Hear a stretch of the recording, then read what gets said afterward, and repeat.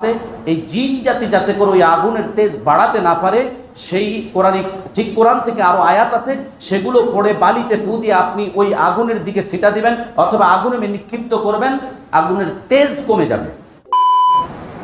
আল্লাহ সুবহানাহু ওয়া তাআলা ফি সিত্তাতি আইয়াম, 6 দিনে আল্লাহ তাআলা এই আসমান এবং জমিনকে সৃষ্টি করেছেন। এরপর আল্লাহ বলেন ওয়া কানা আরশুহু আলাল মা, যখন আসমান এবং জমিন আল্লাহ তাআলা সৃষ্টি করেন তখন আল্লাহর আরশ ছিল পানির উপরে। কিসের উপরে ছিল?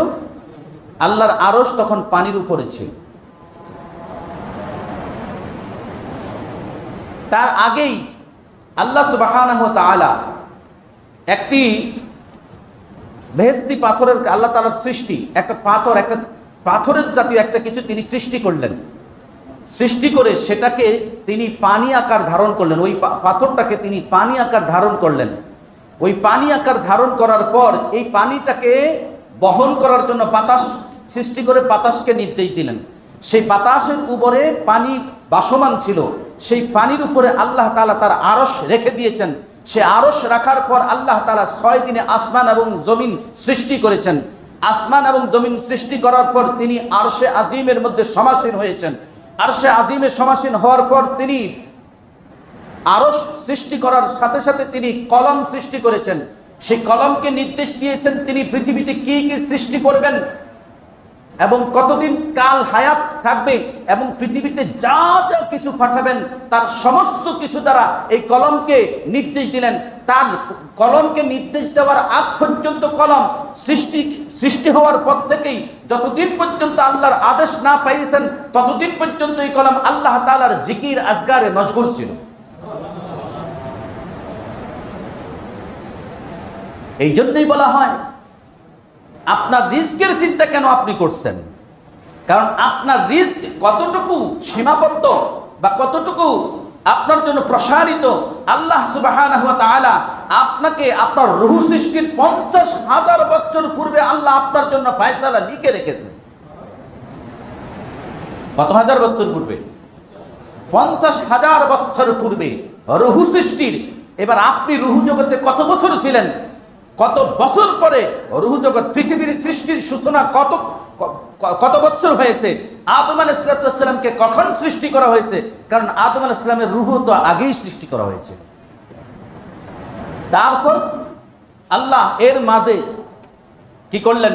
ফেরেশতাদের সৃষ্টি করলেন। তারপর জিন জাতিকে সৃষ্টি করলেন।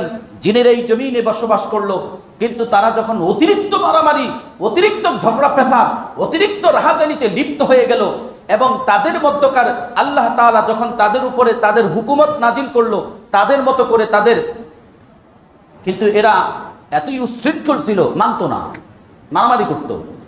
এখনো জিনেরা কিন্তু ডেঞ্জারাস, খুবই ডেঞ্জারাস। এদের মধ্যে যদি মারামারি লাগে ওরা পরস্পরকে হত্যা না করা পর্যন্ত ওরা ক্ষান্ত হয় না।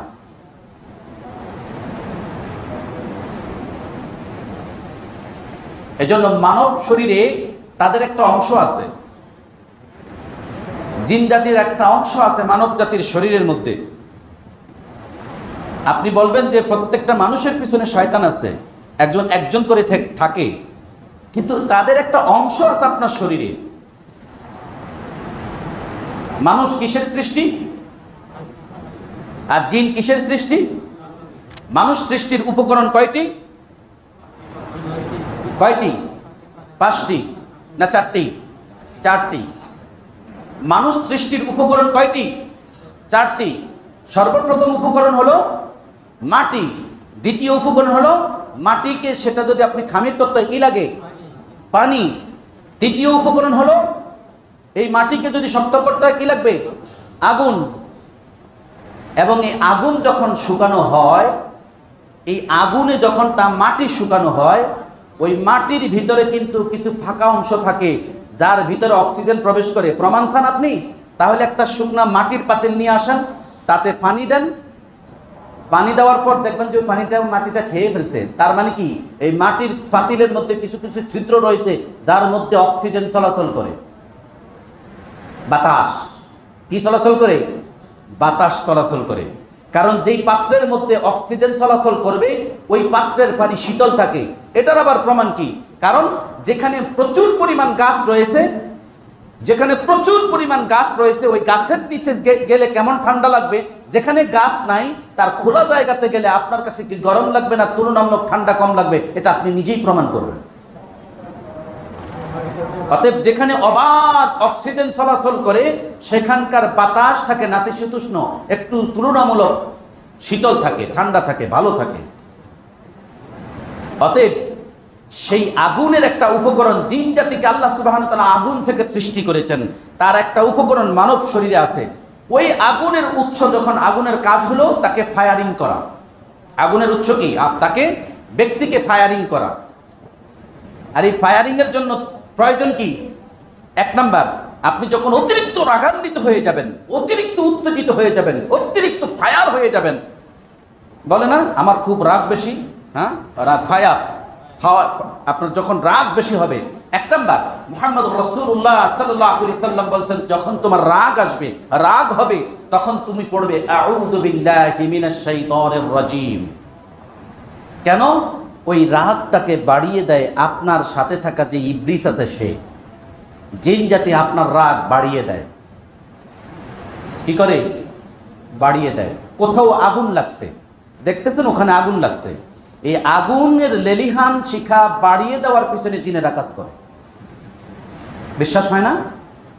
হয় না? তাহলে আপনাকে বলি, আপনি কোরআনের আমল করবেন। এক নাম্বার, যখন কোথাও দেখবেন আগুন লাগছে, তখন আপনি পড়বেন আউযু বিল্লাহি, এক মুষ্টি মাটি নেবেন, আউযু বিল্লাহি মিনাশ শাইতানির রাজীম। আমি লম্বা করব না, কারণ ওইটা আবার আলাদা একটা বিষয় নিয়ে আলোচনা, এবং ওই বিষয় নিয়ে যদি আলোচনা করি তাহলে আজকে আমার মূল বিষয় লিয়াবলুয়াকুম আইয়ুকুম আহসানু আমালা থেকে আমি ডাইভার্ট হয়ে যাব। শুধু জাস্ট বলে দিচ্ছি, এক মুষ্টি মাটি নেবেন, নিয়ে আউযু বিল্লাহি মিনাশ শাইতানির রাজীম 7 বার পড়বেন। কয়বার? পড়ে আপনি বালিতে ফু দিবেন। এরপর ইয়া নারু কুনি বারদাও ওয়া সালাম 7 বার বালিতে ফু দিবেন। এবং আরো কিছু দোয়া আছে, এই জিন জাতি যাতে করে ওই আগুনের তেজ বাড়াতে না পারে, সেই কোরআন থেকে আরো আয়াত আছে, সেগুলো পড়ে বালিতে ফু দিয়ে আপনি ওই আগুনের দিকে ছিটা দিবেন, অথবা আগুনে নিক্ষিপ্ত করবেন। আগুনের তেজ কমে যাবে। আগুনের কি কমে যাবে? তেজ কমে যাবে।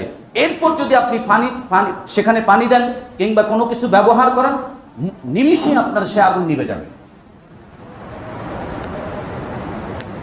হয়তো আজকের দিনে সেটা সত্য হচ্ছে না। কেন হচ্ছে না?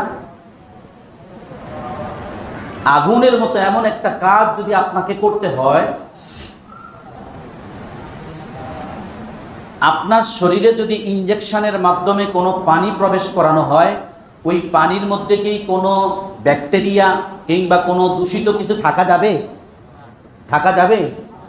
আপনি বিশ্বাস করেন আর না করেন, আজ থেকে, আরে আমাদের দাদাদের সময়কার বিষয়টাও, কোথাও আগুন লাগছে, দাদারা দেখছি এক মুষ্টি বালি নিয়েছে, কোরআনের আয়াতগুলো পড়েছে, এমনি ছিটা দিয়েছে, আর আশপাশের মানুষ সেই ছোট ছোট মগ পাতিলে করে পানি দিছে, পানি নিভে আগুন নিভে গেছে। আর এখন সামান্য একটা আগুন লাগলে পানি যতই দেয় আগুন নিবে না, আরো অন্য ফাঁস দিয়ে দাউ দাউ করে আগুন জ্বলে। আর তারা এক মুষ্টি বালি নিচে বিক্ষিপ্ত করেছে, আগুন নিভে গেছে। এর কারণ আপনার শরীরে যেমন একেবারে নিখাত পানি প্রয়োজন, ডিস্টিল ওয়াটার প্রয়োজন, যেখানে ব্যাকটেরিয়া থাকতে পারবে না, কোনো দূষিত কিছু থাকতে পারবে না, আপনার ঈমান, আপনার আমল যদি এরকম ব্যাকটেরিয়া মুক্ত, অর্থাৎ দুনিয়ার সুদ ঘুষ হারাম উপার্জিত সম্পদ থেকে আপনি নিজেকে পবিত্র রাখতে পারবেন এবং তাসবিহ তাহলিল জিকিরে আল্লাহকে সন্তুষ্ট করতে পারবেন, আপনি এখানে বসে বালিতে ফু দিয়ে নিক্ষিপ্ত করবেন, ওখানে আগুন নিভে যাবে, তার আগে আগুন নিভবে না। কারণ আপনি নিজেই এখনো দূষিত, ওই আগুন দিয়ে আরেকটা দূষিত আগুন কিভাবে নিভাবেন? কারণ আপনার যে খাদ্যবস্তু দ্বারা আপনি নিজেকে রক্ত গঠন করেছেন, যে কল্প আপনার গঠিত হয়েছে, যে জবান আপনার গঠিত হয়েছে, যে মস্তিষ্ক আপনার গঠিত হয়েছে, যেই রক্ত চলাচল করে আপনার শরীরে, সেই রক্ত চোখের মধ্যে প্রবাহিত হয়, সেই চক্ষু দ্বারা আপনি দেখবেন। কারণ আপনার ওই চোখের দেখাটাও কিন্তু সুদ ঘুষ আর হারাম, এর দ্বারা দৃষ্টি দেওয়া হচ্ছে, তাই ওই দৃষ্টিতে আগুন নিভবে না।